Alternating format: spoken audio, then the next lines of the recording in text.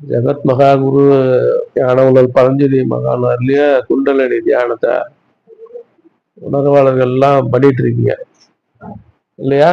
நீண்ட நாட்களா பண்ணிட்டு இருக்கீங்கல்ல. பண்ணிட்டு இருக்கிறதுனால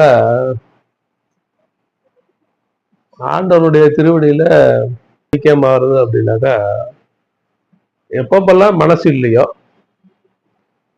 தூக்கத்துல மனசு இல்லை, நிம்மதியா உணர்வோம் இல்லையா? அதே போல தியானத்துல எப்பப்பெல்லாம் மனசு இல்லையோ அப்ப நம்ம தியானம் பண்றோம்னு அர்த்தம்.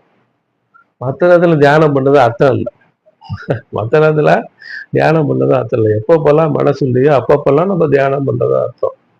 என்ன, அந்த மனசு இல்லாத ஒரு நிலை இருக்க, அது சொல்லுக்கு எட்டாத ஒரு பேரானந்த நிலை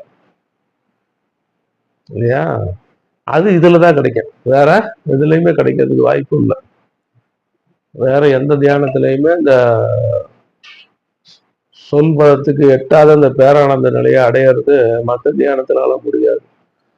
அது தூக்கத்துல அனுபவிச்ச ஒரு நிம்மதியும் சந்தோஷத்தையும், மனசு இல்லாத ஒரு நிலை, எண்ணம் இல்லாத ஒரு நிலை, காலையில எழுந்து நல்லா நிம்மதியா தூங்கணும் அப்படின்னு சொல்றோம். அந்த நிலையை அந்த தியானத்துல நீண்ட நேரம் அனுபவிக்காட்டி கொஞ்ச நேரம்னாலும் அனுபவிக்கிறோமா இல்லையா? அதுதானே சொல்பதத்துக்கு எட்டாத பேரானந்த நிலை. அந்த நிலையை அனுபவிக்கிறது தானே தியானம். எப்பப்பெல்லாம் மனசு இல்லையோ அப்பப்பெல்லாம் நம்ம தியானம் பண்றது அர்த்தம். அதுதான் சுருதி நூல் சாஸ்திர பேதங்கள் எல்லாம் சொல்லன்றில் அடக்கி சும்மா இருக்கும் சுகமே சுகம் அப்படின்னு பரஞ்சோதிமார் சொல்றாங்க. அந்த சுகத்தை தரக்கூடியது இந்த தியானம். அதனால ஆண்டவனை யாராலையும் அறிய முடியாது.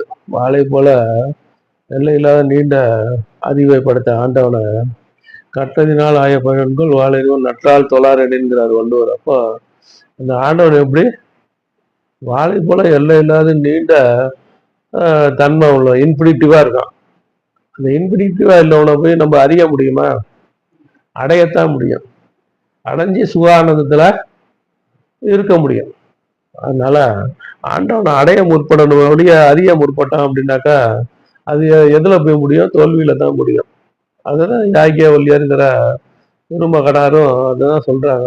மனித நிச்சயடைய வேண்டுமானால் எதை உபாசிக்க வேண்டும் அப்படின்னு கேட்கும்போது நெற்றிக்கண் என்னும் அபிமுக்தத்தை உபாசிக்க வேண்டும்.